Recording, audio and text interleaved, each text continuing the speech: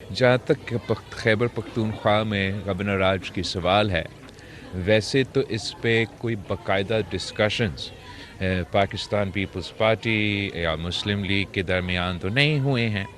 اب میرے خیال میں جس چیز کا آپ ذکر کر رہے ہوں اس کے وہ حالات جو بنتے جا رہے ہیں اور یہ جس sort of سمت پہ خاص طور پہ پختونخوا کی سیاست مگر جو پی ٹی آئی کی سیاست جس طرف وہ آگے بڑھتا جا رہا ہے وہ خود ایسے حالات پیدا کر رہے ہیں جس سے وہ وفاقی حکومت کو مجبور کرے کہ وہ سخت اقدامات لے۔ ان سخت اقدامات میں ایک آپشن، آئینی آپشن ضرور گورنر راج موجود ہے، مگر اس پہ کوئی باقاعدہ ڈیسیژن یا ڈسکشن ابھی تک نہیں ہوا ہے۔ ڈاکٹر مزمل جی، فیض حمید کو آج 14 سال کی سزا ہوئی ہے، یہ جو بولا جا رہا ہے آپ کیا سمجھتے ہیں کس وجہ سے پاکستان کی پارٹی کی؟ جی یہ ایک تاریخی فیصلہ ضرور ہے اور جنرل فیض صاحب کو 14 سال سزا آج ملا ہے مختلف جرائم کے مطابق، جہاں تک مجھے اندازہ ہے شاید مزید تحقیقات اور انویسٹیگیشنز یا ٹرائلز ہونے ہیں۔ میرے سیاسی زندگی میں دو ایسے لوگ تھے جو میں نے خود اپنے آنکھوں سے دیکھا ہے، جو اپنے وقت کے فرعون تھے، اور میں سمجھتا ہوں کہ یہ ایک تو خان صاحب خود ہیں جو وزیر اعظم ہوتے ہوئے ہر کسی کو جیل بھیجنے کا نہ صرف دھمکی عملی طور پہ بھیج بھی جاتا تھا اور وہ طاقت کا نشہ میں پتہ نہیں کیا کیا دھمکیاں دیتا تھا کہ وہ اسی بھی نکال دے گا، وہ فلاں کر دے گا، وہ فلاں کر دے گا۔ انہوں نے یہ ہماری سیاست میں ایک بار پھر ایک بری روایت ڈالی تھی کہ نہ صرف کہ جو سیاسی حریف ہیں مگر ان سیاسی حریف، ان سیاسی مخالف کے جو گھر کے عورتیں ہیں، خواتین ہیں، کھانا بنایا گیا اور مریم شریف صاحبہ کو، پریال طاہر صاحبہ کو جس انداز میں ٹارگٹ کیا گیا، اور پھر اس میں ہم نے خود اپنے آنکھوں سے دیکھا کہ کس طریقے سے اس کو اسی زندگی میں ان ایکشنز کا نہ صرف جواب دینا پڑا بٹ اب وہی اسی قسم کی مشکلات آج بھگت رہے ہیں، اور وہ متفق عمل ہے کہ وہ آج خود جناب جیل میں ہے۔ اس کے ساتھ ساتھ ایک یہ جنرل فیض صاحب تھا جو اپنے طاقت کے نشے میں نہ کسی سیاستدان کو، نہ کسی میڈیا ہاؤس کو، نہ کسی ہماری سوسائٹی میں اس نے اپنے عہد کے خلاف ورزی، اپنے کام کے خلاف ورزی کرتے ہوئے پتہ نہیں کیا اسی زندگی میں ان کے جرائم کا جواب دینا پڑ رہا ہے۔ میں سمجھتا ہوں کہ یہ ایک بہت تاریخی فیصلہ ہے۔ اب ویسے تو مکمل ڈیٹیلز مجھے موقع نہیں ملا نہ دیکھنے کے لیے نہ اس کا تفصیل پہ پتہ کرنے کے لیے۔ میرا خیال میں اب آگے اس کے لیے بھی اپیل کے اور ایسے فورمز موجود ہوں گے۔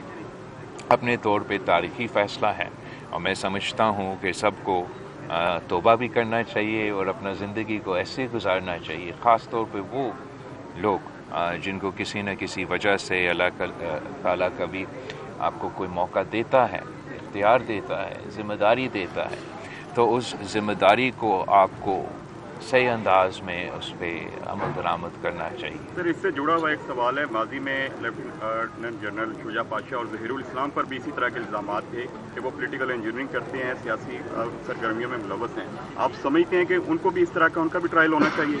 میرے خیال میں ان میں سے ایک کے خلاف تو ٹرائل ہوا تھا اور سزا ایٹسٹرا بھی ہوا تھا، دوسرا کے خلاف ابھی تک نہیں ہوا۔ میں کسی انڈیویجول کے بارے میں یا کسی اسپیسیفک کیس کے بارے میں تبصرہ نہیں کرنا چاہوں گا، مگر میں سمجھتا ہوں کہ آج کا فیصلہ تاریخی ہے اور وہ ضرور ایسے راستے کھولیں گے۔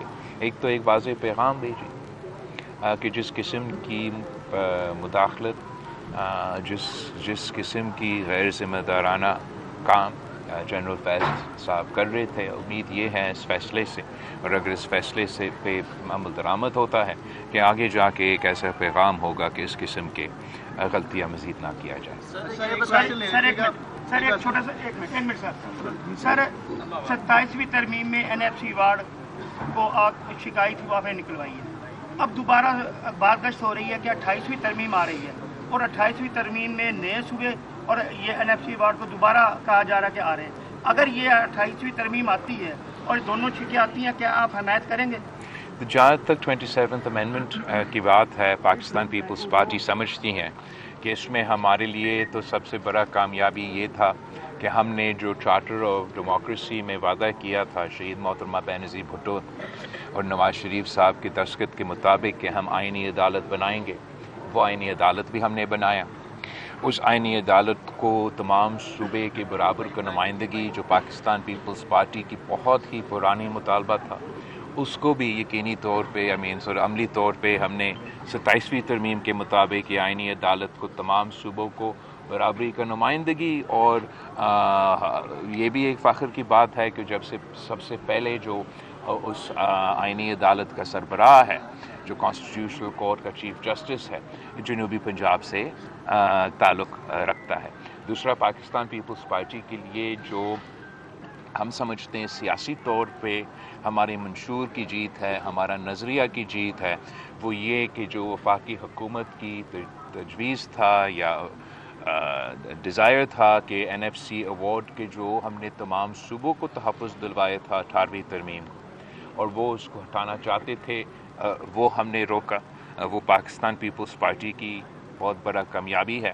میں سمجھتا ہوں کہ اگر وہ شرط جو صوبوں کو مالی مسائل کو آئینی طور پہ تحفظ دلواتا ہے، اگر وہ شرط مٹایا جاتا تو اس کا سب سے بڑا نقصان صوبہ پنجاب کو ہوتا. اور ہم نے وہ 27th امینڈمنٹ کے دور میں جو ان کا کوشش تھا وہ روک پایا. جہاں تک 28th امینڈمنٹ کی بات ہے، وفاقی حکومت نے ہم سے انگیج نہیں کیا ہے، نہ کسی نیا صوبہ بنانے میں. ضرور جہاں تک معاشی سپیس ہے وفاقی حکومت کے لیے، اور جو وفاقی حکومت کا معاشی مشکلات ہے، حکومت کو ہمیں اپروچ کرنے کی ضرورت اس انداز میں نہیں ہے. ہم سب کو پتہ ہے کہ وفاقی حکومت کا مشکلات ہے، مگر وہ وفاقی حکومت کا مشکلات کا ذمہ دار نہ لاہور کے عوام ہیں، نہ ملتان کے عوام ہیں، نہ چنیوٹ کے عوام ہیں، نہ کراچی کے عوام ہیں، نہ لاڑکانہ کے عوام ہیں، نہ قبائلی علاقوں کے عوام ہیں، نہ پشاور کے عوام ہیں، نہ سبی کا عوام ہے، نہ گوادر کا عوام ہے. وہ وفاقی حکومت کے معاشی مشکلات کے ذمہ دار اسلام آباد میں بیٹھے ہوئے بیوروکریٹس ہیں، جو آج سے نہیں، یہ ابھی کا شکایت نہیں ہے. سالوں سال ہر سال FBR اپنا فائنینشل ٹارگیٹس مس کرتے ہیں. تو یہ سوچ کہ FBR کی کمزوریاں، FBR کی غلطیاں کا بوجھ لاہور کے عوام کو اٹھانا چاہیے یا کسی اور صوبے کے عوام کو اٹھانا چاہیے، اس کا بالکل پاکستان پیپلز پارٹی مخالفت کر رہی ہے اور کرتی رہیں گی. مگر ہم چاہتے ہیں، ہم سمجھتے ہیں بطور محب وطن پاکستانی، بطور ایک وفاق پرست سیاسی جماعت، کہ ہمیں سب مل کے کوشش کرنا چاہیے کہ ہم وفاق کی جو مشکلات ہیں ان کو دور کیا جائے.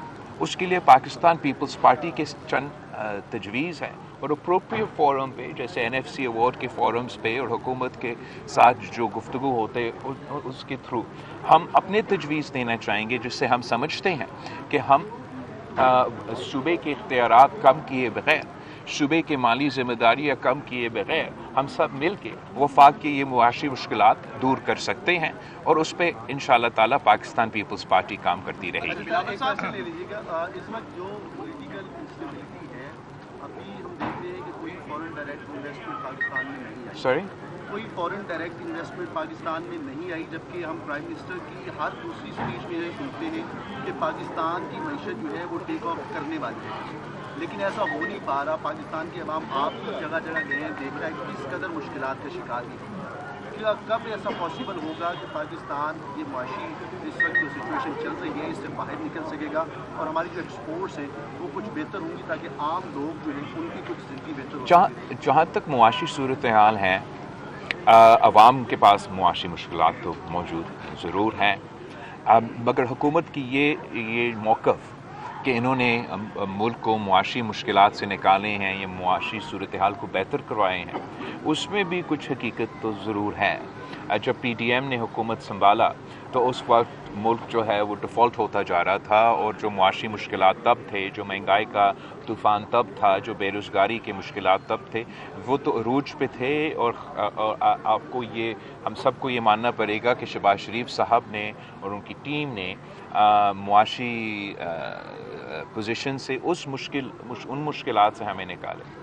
अब जहाँ तक फॉरेन डायरेक्ट इन्वेस्टमेंट की सवाल है, मैं समझता हूँ कि ये तो बिल्कुल हकीकत नहीं है ये कहना कि कोई फॉरेन डायरेक्ट इन्वेस्टमेंट नहीं हो रहा। कुछ फॉरेन डायरेक्ट इन्वेस्टमेंट ज़रूर हो रहा है, शायद हुकूमत मज़ीद चाहता है। मैं समझता हूँ कि फॉरेन डायरेक्ट इन्वेस्टमेंट के साथ साथ या फॉरेन डायरेक्ट इन्वेस्टमेंट से ज़्यादा एक्सपोर्ट्स पे फोकस करना चाहिए, और पाकिस्तान को अपना उन सेक्टर्स को सपोर्ट करना चाहिए जिससे हम अपने एक्सपोर्ट्स में इजाफा कर सकें।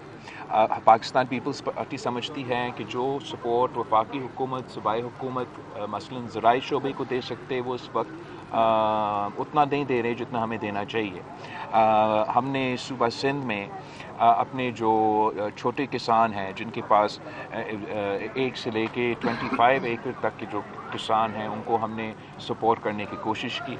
सूबाई हुकूमत से के ज़रिए उनको हम DAP सपोर्ट मुहैया कर रहे हैं, यूरिया सपोर्ट मुहैया कर रहे हैं, ताकि ज़राई शोबे में तरक्की हो। ज़राई शोबे में तरक्की होंगी तो हम ना सिर्फ अपने मुल्क की जो ज़रूरियात पूरा कर सकते हैं, मगर एक्सपोर्ट की सूरत में मुल्क की मीशत को फ़ायदा दिलवा सकते हैं। वैसे ही मुख्तलिफ शोबे हैं जिससे वफाकी हुकूमत और सूबाई हुकूमत मज़ीद सपोर्ट दिलवा सकते हैं। Thank you very much. Thank you everybody.